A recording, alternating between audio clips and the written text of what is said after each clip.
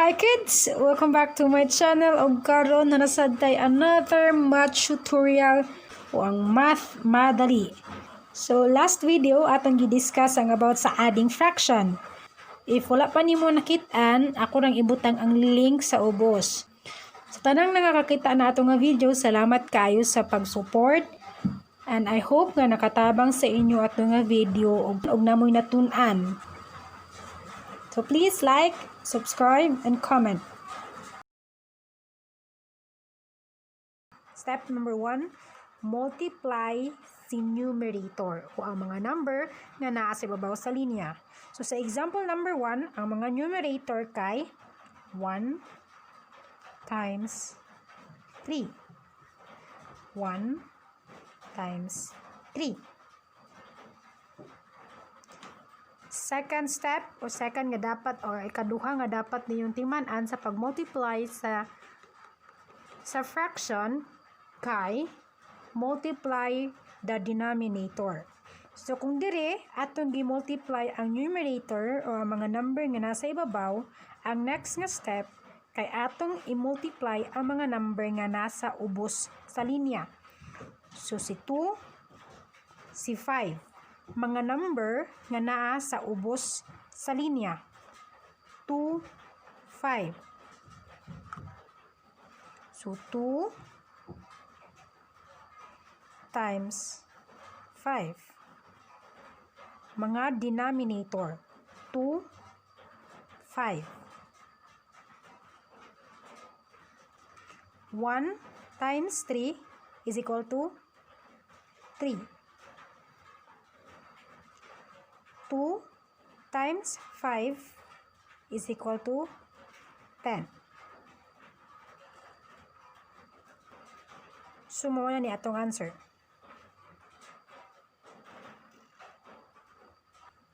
Example number 2. 1/3 times 2 over 4. So, again, ang unang nga step, i-multiply ang mga numerator o ang mga number nga nasa ibabaw sa linya. So, 1 times 2 is equal to 2. Second step, i-multiply ang mga number nga nasa ubos sa linya o ang mga denominator. So, 3 times 4. 3 times 4. Is equal to 12. So, step 1, i-multiply ang mga numerator. Step 2, i-multiply ang mga denominator. Step 3, i-express sa lowest term imong answer.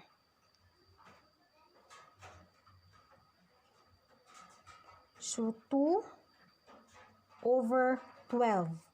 Since sila duha, divisible by 2 o pwede ma-divide sa 2, pwede nato sila i-divide sa 2.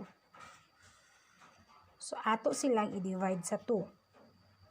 So, 2 divided by 2 is equal to 1 over 12 divided by 2 is equal to 6.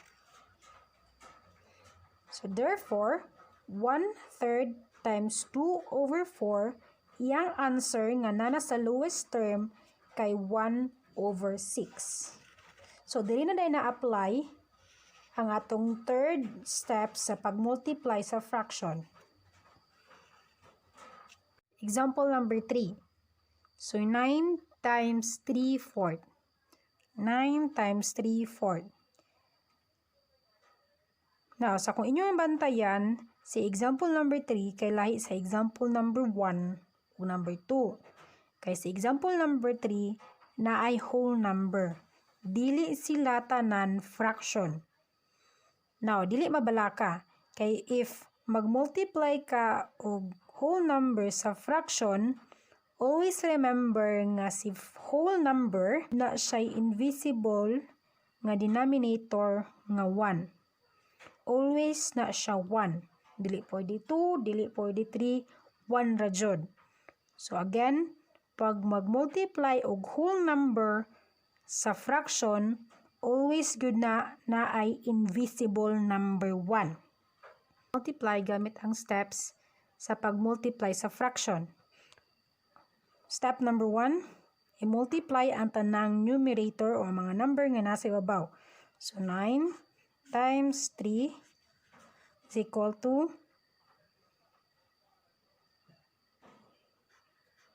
27. Step number 2, i-multiply ang tanang denominator o mga number nga nasa ubos sa linya. So 1 times 4 is equal to 4. Now, so kung inyo bantayan sa atong answer, sa 9 over 1 times 3 over 4, ang atong answer kay 27 over 4 kay naa sa improper fraction. Now, always remember nga kung imong answer na sa improper fraction, kinahanglan yun nimo siya i-transpose into mixed fraction. Kay mo na siya ang general rule sa multiplying fraction. So, now ang question is unsaon?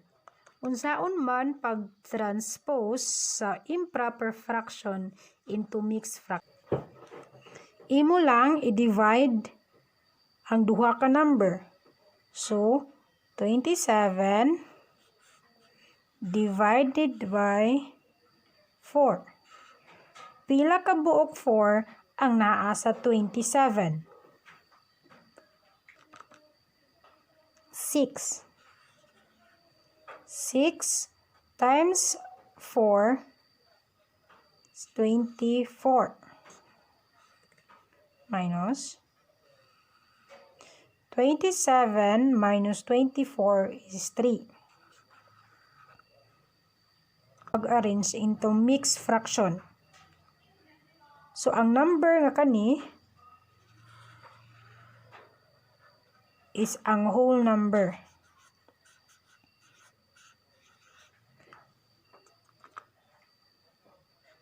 So, 6 whole number. Ang remainder din nga number o ang mga number nga nabilin is ang atong numerator. O ang atong divisor o ang atong i-divide mao ang atong denominator. So, si improper number 27 over 4 na ay mixed number nga 6, 3 over 4.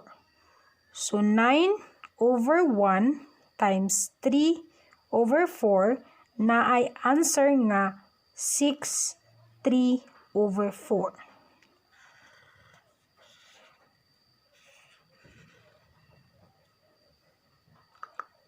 Another example.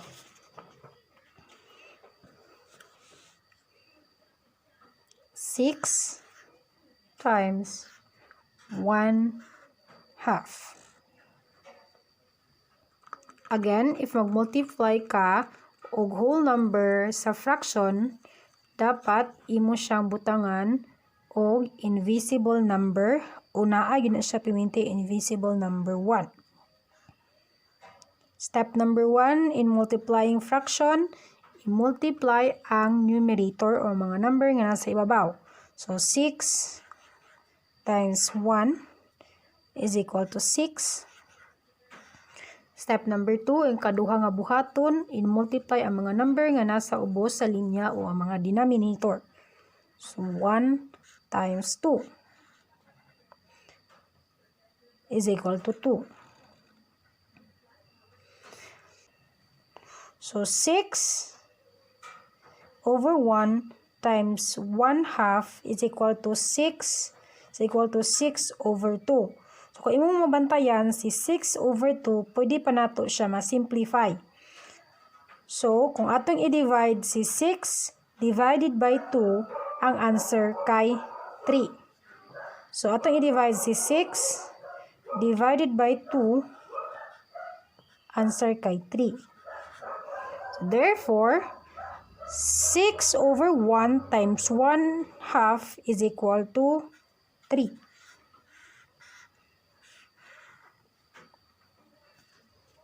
Next example, 1/5 times 2 1/3. So, kaning example, as you can see, puro sila mga mixed fraction. So, para ma-multiply nato siya gamit ang mga steps in multiplying fraction, kinahanglan sa nato i-transpose ang mga mixed number into improper number. So, unsaon man? So, sa last video nga akong gibuhat, gitudloan ta mo unsaon pag-transpose sa mixed number into improper number. So, ako lang din ibutang ang link sa video below para inyong ma-check unsaon. So, let's proceed. 1 times 5 is equal to 5 plus 1 is equal to 6. Over, copy lang nato si denominator nga 5. Times 1 times 3 is 6 plus 1 is equal to 7. 7, copy the denominator 3. So, nanatay mga improper fraction. From mixed fraction into improper fraction. So, pwede na nato ma-apply ang mga steps in multiplying fraction. So, again, multiply ang mga numerator. So, 6 times 7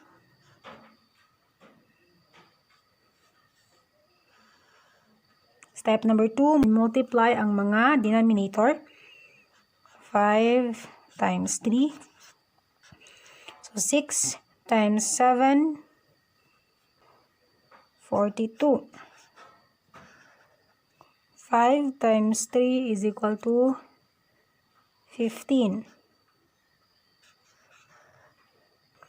So, kay improper fraction man ang atong answer, ato siyang ibalhin into o transpose into mixed fraction. So, 42 divided by 15. Pila ka bok 15 ang naa sa 42. So, 2 times 15, 30. Minus lang nato. 42 minus 30 is 12. Again, whole number, numerator, denominator. Whole number 2. Ang remainder nga number is ang atong numerator, which is 12. O ang atong divisor, o ang atong divide, which is 15, ang atong denominator. So, 1/5 times 2 1/3. Kay naay answer nga 12 over 15.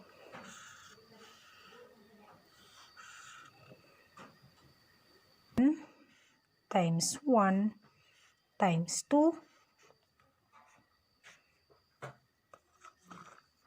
So, 1 times 1 is equal to 1. 1 times 2 is equal to 2. I-multiply ang mga denominator o mga number nga nasa ubos sa linya. So, 2 times 3 times 5.